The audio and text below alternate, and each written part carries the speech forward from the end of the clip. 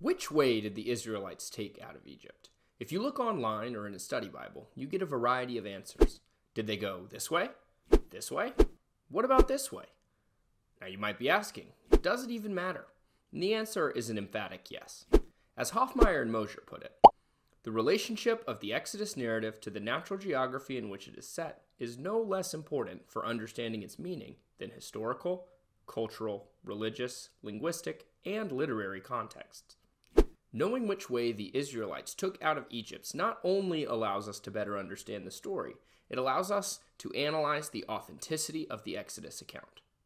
In other words, does the route of the Israelites' flight from Egypt reflect an authentic understanding of Egyptian geography at the time of the Exodus? Let us dive into the evidence today on the LIGUISTIC archive.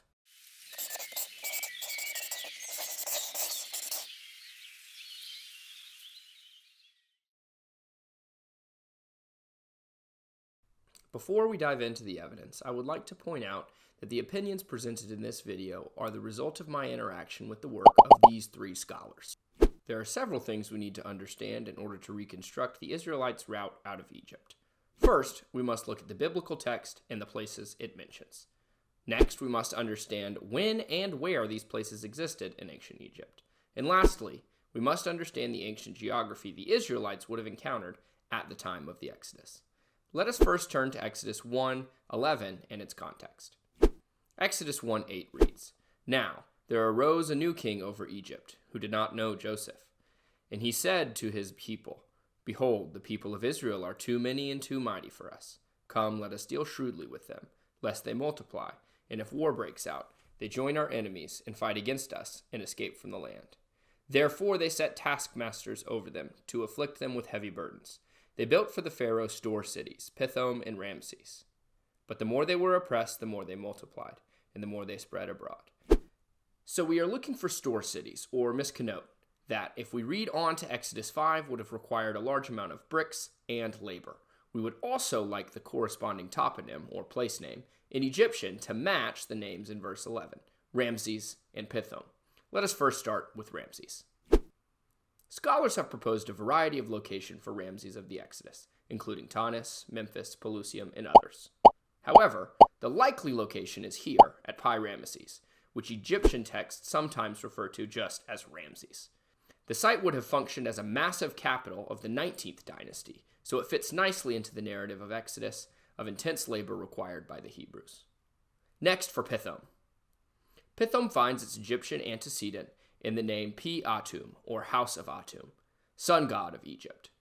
While there has been significant debate as to the location of PITHOM, it should be identified with the site of Tel El Ratana, based on inscriptional evidence and several monumental finds dating to the 19th century.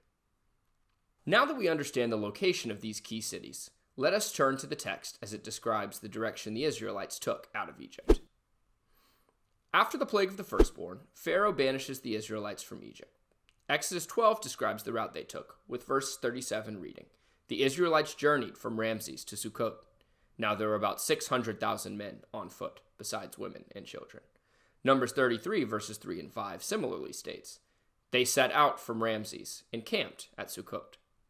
We have already established the location of Ramses in the last section, but we must ascertain the location of Sukkot to understand this first leg of the journey. In Hebrew, Sukkot means booths, and the Hebrew word also parallels its Egyptian counterpart. As you can see, the three root letters map nicely onto each other in each language. Hoffmeier and Rendsburg note that Sukkot is to be associated with PITHOM, based on inscriptional evidence. Furthermore, based on the determinatives used in Egyptian, Sukkot was a border area regarded with some suspicion as not being entirely Egyptian, probably because it was frequented by Semitic-speaking shepherds who made shelters or booths for their own accommodations and for their livestock. This area then should be placed at Tejeku, known from a plethora of Egyptian inscriptions, east of the Nile Delta and PITHOM. The first leg of the journey then follows this route southeast, from Ramses down to Sukkot.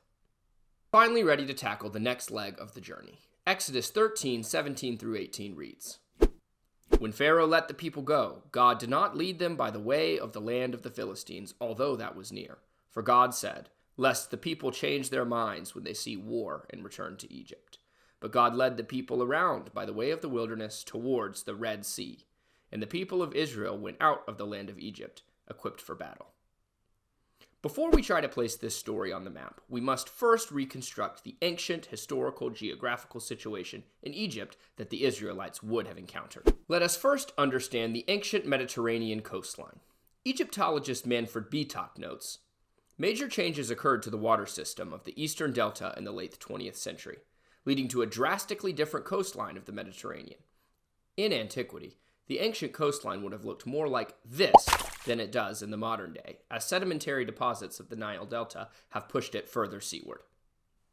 Furthermore, digs at sites in northeastern Egypt as well as geological research have led to the discovery of an ancient lagoon here called Shihor.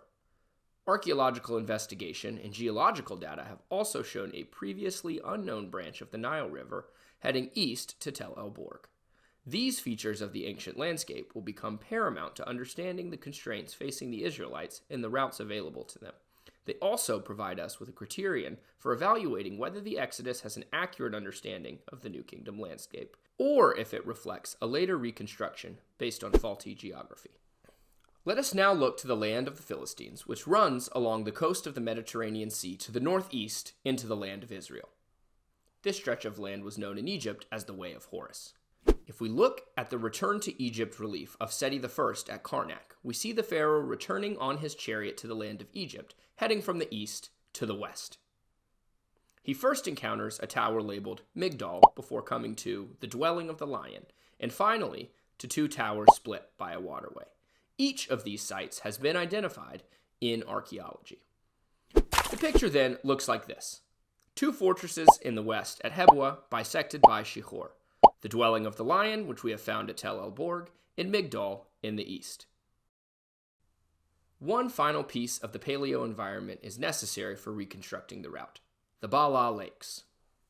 As Hoffmeier and Mosier note, maps before the construction of the Suez Canal show water in the Bala Lakes and Lake Timsah, and the geological rift that results in the Gulf of Suez suggests that this area may have been full of water in ancient times. This map from 1899, after the construction of the Suez, even shows water in the Bala Lakes, although there would not be water there in modern times. We should therefore understand that along with the encroaching coastline of the Mediterranean, there would have been a system of lakes surrounded by marshes, which would have provided a further impediment to travel east of Ramses into the land of Canaan. The biblical text then seems to paint an accurate portrait of the way of the land of Philistines. This is not the kind of place you would want to take fleeing people due to the presence of forts and limited space between waterways. It seems then that the Israelites would have indeed seen war had they not taken the route we will discuss in the next section. Exodus 14:1 reads, Then the Lord said to Moses, Tell the people of Israel to turn back and encamp in front of Pi-hahiroth, between Migdol and the sea, in front of Baal-zephon. You shall encamp facing it, by the sea. For Pharaoh will say of the people of Israel, They are wandering in the land, the wilderness has shut them in. And I will harden Pharaoh's heart, and he will pursue them. And I will get glory over Pharaoh and all his host, and the Egyptians shall know that I am the Lord. And they did so. As Mosier and Hoffmeier note, some of these sites have yet to be identified, such as Pi-hahiroth and Baal-zephon. Nonetheless, we can easily pinpoint the route based on the description in Exodus. The Israelites headed east as if to escape by the way of Horus, but they turned south into the wilderness in order to avoid the heavily fortified road hemmed in by several major water features. The Israelites then turned back to the north as if lost in order to bait Pharaoh into the famous encounter at the Red Sea. Based on the ancient geography presented in this video, this would have been a convincing ploy, and the Israelites would have seemed to be trapped on a narrow stretch of land on the western shore of the Bala Lakes. But doesn't the Bible say that Moses crossed the Red Sea, not some tiny system of lakes in the north of Egypt? Well, not exactly. Let's look at the data. The term translated in our modern English Bibles as Red Sea is Yam Suf, which could also more literally be translated as the Sea of Reeds. While this can certainly refer to the Red Sea sometimes, it need not in every case. The term can have multiple reference, and there is not a reason to limit the Hebrew term Yam to a larger body of water. See the Lake of Galilee, for example.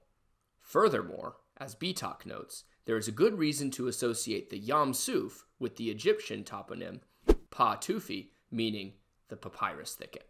So what does all of this mean for our understanding of the Exodus? 1. Geography matters. How we reconstruct the environment of the past affects how we understand the story of the Bible. If we do not have a complete picture, we might not understand why the Israelites took the route they did, leaving us with an incomplete understanding of the story. 2.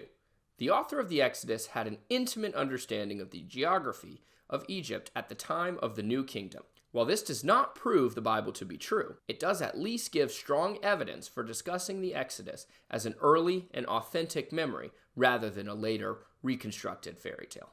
If we take the place names and locations discussed in this video, we are inclined to favor the late date for the Exodus. But that is the topic for another episode of the LEO Archive. Thanks for watching.